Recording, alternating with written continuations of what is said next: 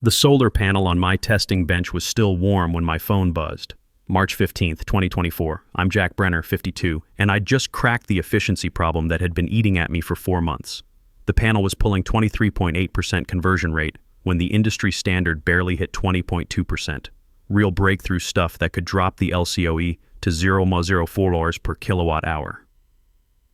Rachel Martinez wanted everyone in conference room A. Now, I walked in with test results still in my hand. The whole engineering team was there.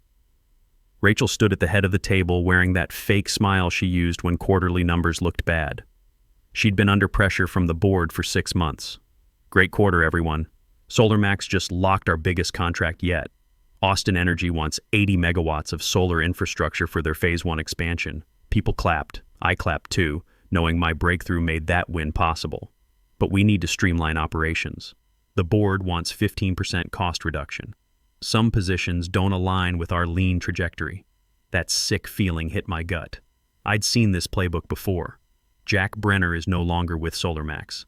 Effective immediately. Dead silence. You could hear the HVAC system cycling. Nobody looked at me. These people I'd worked with for 4 years suddenly found their tablets very interesting. Jack's talented, but we need fresh perspectives. Sometimes 25 years of experience can create resistance to change. 6 patents, $200 million in cost savings from my innovations, and she calls me resistant to change. I stood up, grabbed my test results, walked toward the door. Oh, Jack, please leave any proprietary materials, including those efficiency tests. The whole room watched. I looked at the papers in my hand. 4 months of 12-hour days. The breakthrough that would make Austin Energy's renewable mandate achievable. The technology that could revolutionize residential solar. I set them on the table and walked out. Security was waiting by my desk. Young guy, probably fresh out of college. He watched me pack personal stuff into a banker's box. Family photo of me and Caleb at his high school graduation. Coffee mug saying "World's okayest dad." 15 years of accumulated desk life. The walk to my F-150 felt like a mile. I sat in the parking lot staring at the SolarMax building. Modern glass and steel with environmental buzzwords etched in the lobby. Powering tomorrow's clean future. The irony wasn't lost on me. My phone was buzzing. Word travels fast in Austin's tight-knit energy sector. Half the messages were sorry to hear nonsense from people who'd probably cheered when Rachel made the announcement. The other half were recruiters smelling blood in the water. I drove home through afternoon traffic on I-35. My ex-wife Linda was dropping off Caleb for the weekend. She took one look at my face and knew. What happened? Got canned. Rachel decided experienced engineers are bad for business. Caleb looked up from his phone. He's 17 now, taller than me, starting to think about college engineering programs. Dad, that's messed up. Didn't you just solve that efficiency thing you've been working on? Yeah, I did. Linda got that look she used to get during our marriage when I'd come home with bad corporate news. Part sympathy, part, why didn't you see this coming? What are you going to do? Figure it out. I always do. That evening, Caleb and I ordered Torchy's tacos and watched Netflix. He kept asking if I was okay. I said fine, which was mostly a lie. Kid's got college applications and SATs coming up. He doesn't need to stress about his old man's career problems. After he went to bed, I sat on my back deck with a Shiner Bock. Austin's night sounds filled the quiet. Sirens on Mopac, neighbor's pool pump, distant music from the entertainment district. I scrolled through job listings on my phone, senior engineer positions mostly in California or North Carolina. Nothing excited me. Then I noticed the email. Subject: Impressive work on solar efficiency optimization. Sender: West Grant, Clearwater Ventures. Mr. Brenner, I attended your presentation at the Texas Energy Summit last year. Your grid integration methodology was 5 years ahead of anything else in the room. I heard about today's developments at SolarMax. If you're interested in taking that efficiency breakthrough to its logical conclusion, I'd like to discuss an opportunity. Clearwater specializes in disruptive clean energy solutions. Call me at your convenience. West Grant. I read it 3 times. Pulled up his LinkedIn. 25 years defense contracting with Lockheed, then pivoted to clean tech investing. $500 million under management. Real money, real connections, real track record. I called him. Jack, thanks for calling. I assume today wasn't your choice. Not exactly. Rachel Martinez is classic short-term thinking. Quarter-to-quarter management kills innovation.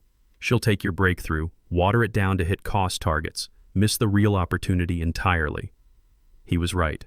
I'd watched her do it with 3 other innovations in the past 2 years. What did you have in mind? Build it right, your way, with proper funding and freedom to do it correctly. What's the catch? No catch. Just conditions. Total discretion until we're ready for market. No social media, no conferences, no telling former colleagues what you're working on. Can you operate in stealth mode? I thought about Rachel calling me resistant to change, about watching my breakthrough become another incremental improvement designed by committee. Yeah, I can live with that. Good. Can you meet tomorrow morning? 9 a.m., downtown Austin, 1 Congress Plaza. After I hung up, I sat there longer. The neighbor's dog had stopped barking. Everything was quiet except for the distant hum of the city. For the first time since walking out of SolarMax, I felt something besides anger and embarrassment. I felt like maybe getting fired was about to become the best thing that ever happened to me. The next morning, I drove to Wes Grant's office in one of those glass towers that screams serious venture capital money. 32nd floor, reception area that looked like it belonged in Architectural Digest. The receptionist knew my name before I announced myself. Mr. Brenner, Mr. Grant is expecting you. His office had floor-to-ceiling windows overlooking Lady Bird Lake and the Austin skyline. West was maybe 58, distinguished silver hair, wearing a suit that probably cost more than my monthly mortgage. But when he shook my hand, it felt genuine. No corporate performance art. Coffee? I've got a La Marzocco that makes better espresso than most Italian cafes. He poured 2 cups from a machine that looked like it belonged in a spaceship. Tell me about your efficiency breakthrough, the real version, not the sanitized pitch deck they probably made you create. So I did. I explained the new crystalline structure that could boost photovoltaic efficiency to nearly 24%. How it could be manufactured at scale without rare earth materials. How it would make solar competitive with natural gas in Texas, even without federal subsidies. How it could revolutionize the economics of residential solar nationwide. He listened without interrupting, occasionally taking notes on a legal pad. When I finished, he leaned back in his leather chair. How long to build a prototype production line that proves commercial viability? With the right team and proper funding, 12 months to pilot production. Budget requirements? $3.5 million to prove the concept. Maybe $30 million for a full pilot plant that can produce 500 panels per day. He nodded like those numbers were pocket change. I'll fund the full pilot plant. Complete autonomy on design and engineering decisions. You pick your team, you set the timeline, you build it your way. What about IP ownership? 60% yours, 40% Clearwater. But here's the important part. If this works the way I think it will, we're not licensing the technology to existing players. We're going to market ourselves. We're going to build a company that obsoletes the old guard. You want to compete directly with SolarMax? I want to make SolarMax irrelevant. That got my attention. We talked for another hour about timelines, budgets, and team structure. West had done serious homework. He knew which engineers had been laid off from SunPower, First Solar, and other major players. He knew about the available manufacturing facilities in East Austin's industrial corridor. He even knew which supply chains we'd need for silicon wafers and inverter components. One more thing, he said as I prepared to leave. This stays completely dark until we're ready for commercial launch. No patents filed yet, no conference papers, no hiring announcements. We build this in complete stealth mode. Why the secrecy? Because the moment word gets out that Jack Brenner is building next-generation solar technology, every major energy company will mobilize to stop us. Legal challenges, supplier pressure, regulatory complaints. Better to let them think you've disappeared from the industry entirely. I signed the paperwork that afternoon. NDA thicker than a phone book, employment agreement, equity structure. By the time I walked out of that building, I was officially CTO of a company that didn't officially exist yet. That weekend, I started making very quiet calls. Peter Walsh was first on my list. He'd been my lead systems architect at SolarMax before they restructured him out 18 months ago. Smart guy, MIT PhD, could solve integration problems in his sleep. Now he was doing freelance consulting for small renewable companies, making about half his former salary. Jack? Man, I heard about what happened. That's rough. Actually, it might be the best thing that ever happened to me. You available for a consulting project? Depends. What kind of project? The kind where we build something that could change the entire solar industry, and the kind where we don't tell anyone what we're working on for the next year. Long pause. I'm listening. Can't say much over the phone. But remember that efficiency breakthrough I was working on? What if I told you we could take it all the way to commercial production? No corporate interference, proper funding, build it exactly right the first time. I'd say, when do we start? Sarah Kim came next, manufacturing engineer, clean room production specialist who'd spent 8 years at Applied Materials before SolarMax poached her. They'd optimized her position away when production moved to their Mexico facility. Last I heard, she was working at some startup making phone charging stations. Jack, heard about SolarMax, Rachel's loss, honestly. Thanks. Listen, how would you feel about getting back into real solar manufacturing? Not just assembly, but building production lines from scratch, state-of-the-art clean rooms, precision equipment, the whole 9 yards. I'd feel like Christmas morning. What's the catch? No catch. Just total confidentiality until launch. We're building something revolutionary, and we can't afford leaks. Where do I sign? By late May, we had assembled a core team of 6, all people who'd been discarded by the big solar companies during various restructuring initiatives, all people with serious technical chops and something to prove. We rented 12,000 square feet in an industrial complex off Highway 183. Nothing fancy, just concrete floors, high ceilings, and 3-phase power infrastructure. The space had previously housed a semiconductor packaging operation, so it already had some clean room capability. Perfect for our needs. We worked like we were building a moon rocket, because in a way, we were. I'd get to the facility by 6 a.m. and usually didn't leave until after 10 p.m., weekends too. Caleb started complaining that I was becoming obsessed, which wasn't entirely wrong. But this felt different than corporate engineering. This felt like we were building something that would actually matter. The first major milestone came in August. We had designed and built a small-scale production line capable of 50 panels per day. Each panel was hitting 24.1% efficiency in our testing lab. More importantly, the manufacturing process was scalable and used readily available materials. This is actually working, Peter said, staring at our latest batch of test results. I mean, really working. Don't get too excited yet, I cautioned. Lab conditions are different from field deployment. We need real-world validation. But privately, I was thrilled. We had proven the concept could work at small scale. Now we needed to prove it could work at commercial scale. That's when things started getting complicated. It began with small incidents. Sarah noticed someone had been in the facility over a weekend. Nothing was missing, but equipment had been moved slightly. Security cameras showed a maintenance truck, but building management had no record of scheduled work. Then my personal Gmail account got compromised. I caught it quickly. Whoever did it was subtle, but they'd accessed my contact list and recent emails. I changed all my passwords and enabled 2-factor authentication across everything. A week later, Peter got an unsolicited job offer. 6-figure salary, stock options, signing bonus, from a company called Advanced Energy Solutions that claimed to do clean energy consulting. Their website looked professional, but had been registered only 3 weeks earlier. It's suspicious as hell, Peter told me. I've never heard of them. They won't say exactly what projects I'd be working on, and they want me to start immediately. Plus, they somehow knew about my specific background in grid integration. Turn it down. Already did. But Jack, someone's clearly trying to poach the team. That evening I called West and briefed him on the security incidents. He wasn't surprised. They're phishing, he said. Word is starting to leak that something interesting is happening in Austin's solar sector. The major players are getting nervous. Who's they? Could be SolarMax trying to figure out what you're up to. Could be First Solar or SunPower. Your efficiency breakthrough threatens every existing business model in the industry. A 20% efficiency improvement changes everything. Pricing, market share, utility procurement decisions. What should we do? Keep building. Double down on security. And be very careful who you trust. The next Monday I called an all-hands meeting. Our team had grown to 8 people, and everyone needed to understand what we were up against. Here's the situation, I said. We're 4 months away from having a working pilot plant that can produce 500 panels per day. We're 4 months away from proving that a small company can outperform billion-dollar corporations, but it's going to get harder before it gets easier. Sarah raised her hand. Are we in any actual physical danger? I don't think so.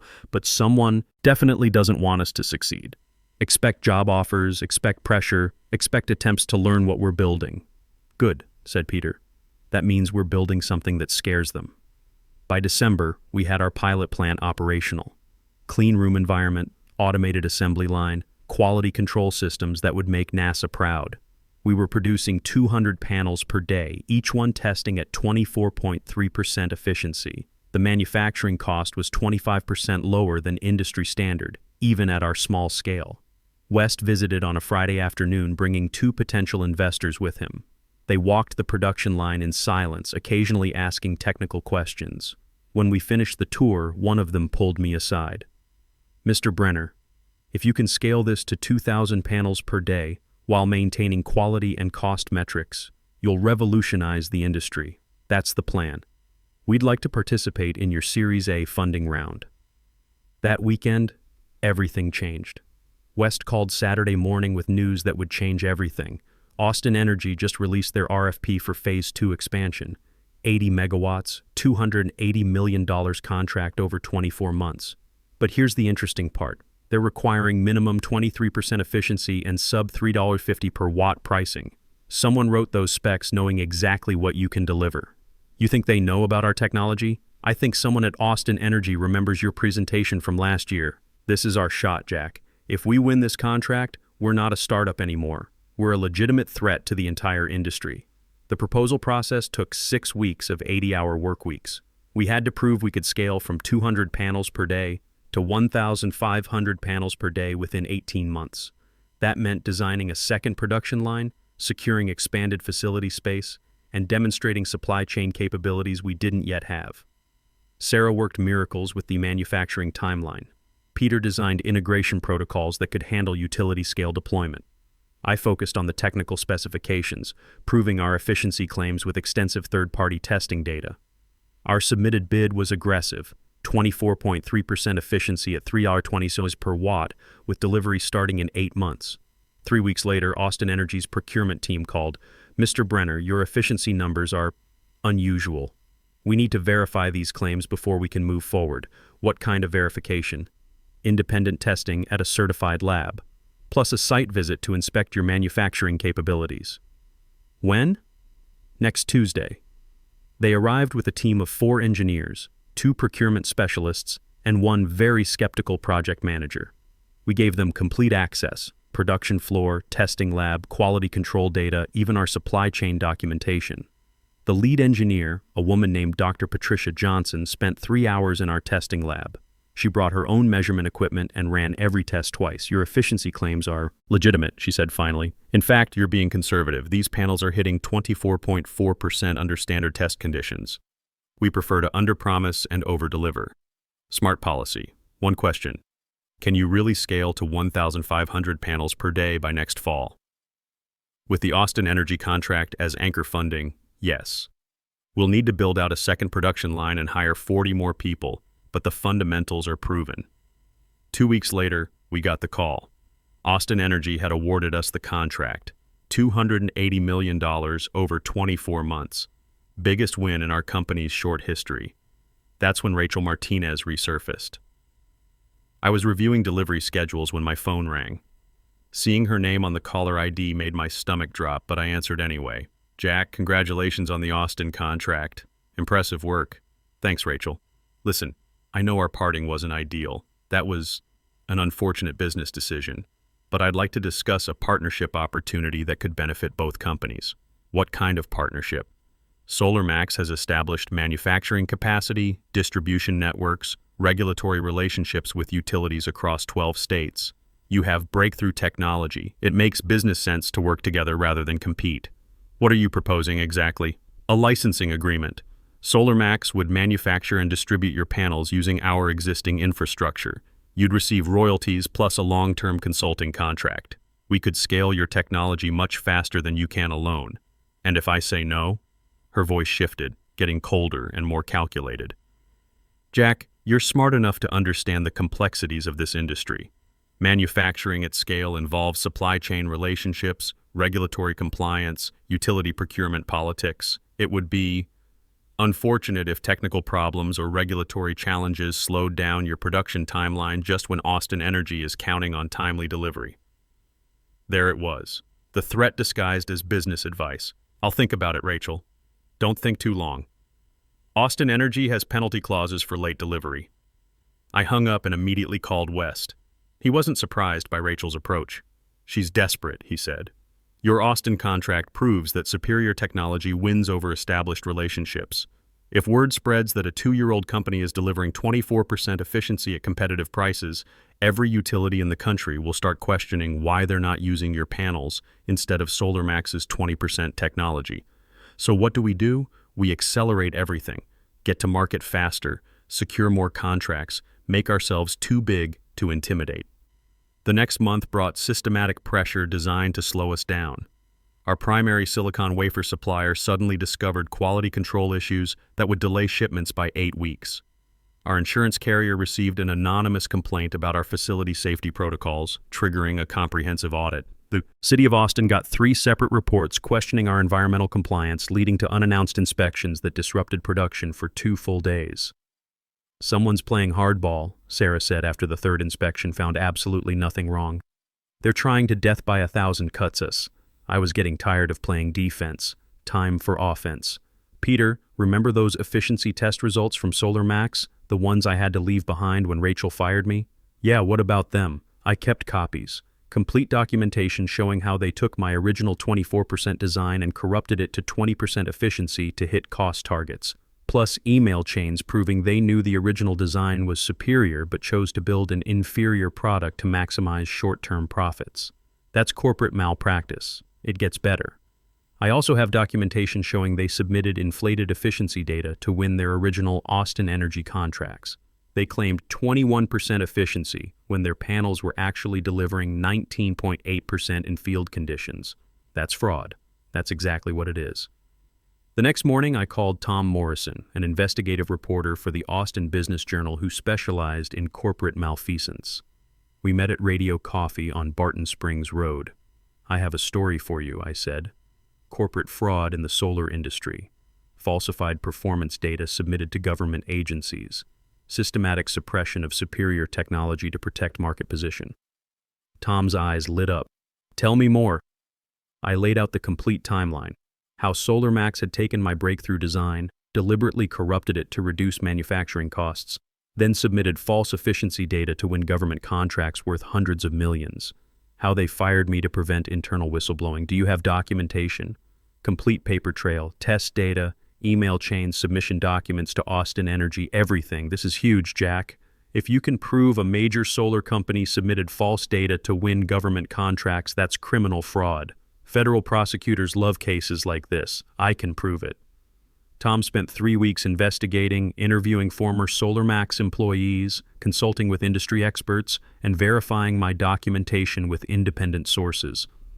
The story broke on Tuesday morning, March 12, 2025. Front page of the Austin Business Journal. SolarMax allegedly submitted false efficiency data to win $200 government contract. Bloomberg picked it up by noon. Reuters had it by 2 p.m. By evening, it was trending on LinkedIn and industry Twitter. Rachel's response was swift and predictable. A corporate statement denying all allegations, threatening lawsuits against disgruntled former employees spreading false information to damage our reputation. But the damage was immediate and severe. Austin Energy announced they were reviewing all existing SolarMax contracts pending investigation. The Texas Public Utilities Commission opened a formal inquiry. The SEC sent notice they were examining SolarMax's financial reporting practices. SolarMax stock dropped 32% in 2 trading days. Meanwhile, our production line kept running flawlessly. Our production was hitting 400 panels per day by April, with efficiency holding steady at 24.4%. Austin Energy visited twice more, bringing independent testing labs to verify our field performance data. Every test confirmed what we already knew. Our panels were delivering 22% more energy output than SolarMax's best technology. Your panels are changing the economics of solar deployment, Austin Energy's project manager told me during her final inspection. We're seeing 15% better returns on investment compared to our previous installations. That's when the Tesla opportunity materialized. Drew Campbell, Tesla's Director of Energy Partnerships, called on a Thursday morning in May. Mr. Brenner, we've been following your Austin energy project. Tesla is developing next-generation solar roof tiles that require high-efficiency panels for integration. Your 24% technology is exactly what we need. What kind of partnership are you thinking? Can you meet next week in Austin? We'd like to discuss volume requirements. The Tesla team arrived the following Tuesday. 3 engineers, 2 business development people, and Drew Campbell. We gave them the complete tour: production floor, testing lab, quality control systems, even our expansion plans for the second production line. Impressive operation, said their lead engineer after the 3-hour tour. We'd need a pilot program first, 1,000 panels over 2 months to validate integration with our roof tile system. If that works, we're looking at 12,000 panels per month ongoing. I did quick math in my head. 12,000 panels monthly meant 144,000 panels annually. At our current production rate of 400 per day, we could handle maybe 8,800 panels monthly. We'd need serious expansion. What's your timeline? Pilot program starting in August. Full production by January 2026. We'd need to build additional manufacturing capacity. That means significant capital investment. Tesla provides advance payments to qualified suppliers. 50% upfront on confirmed orders.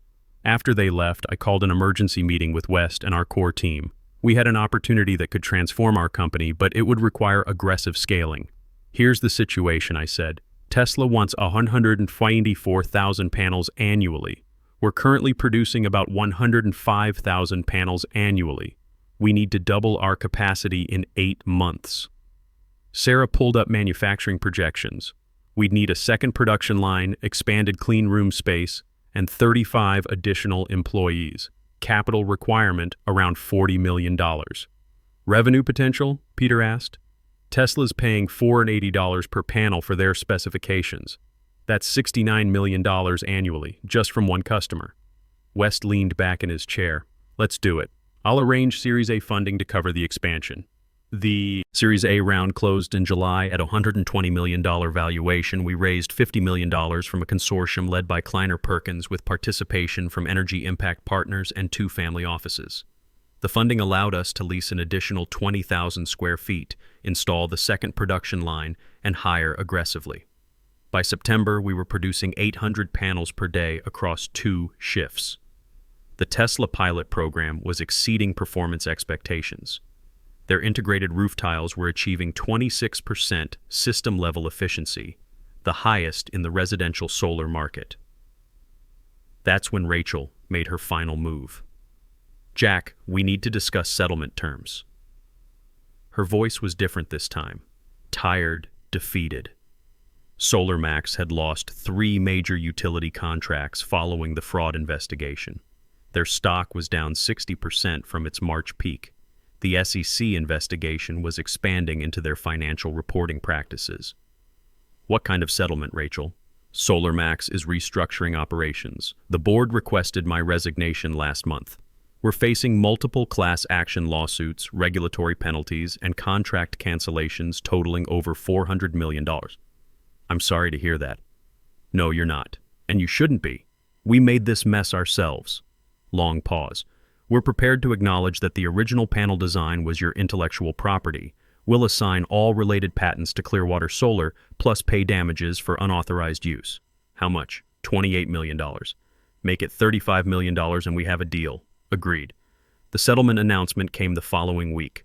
Major trade publications picked it up immediately. SolarMax settles IP dispute, assigns solar patents to Austin startup. The story positioned us as the David who defeated Goliath through superior technology and ethical business practices. December brought validation beyond our biggest expectations. Tesla confirmed the full production contract, 12,000 panels monthly for 3 years, worth $207 million total.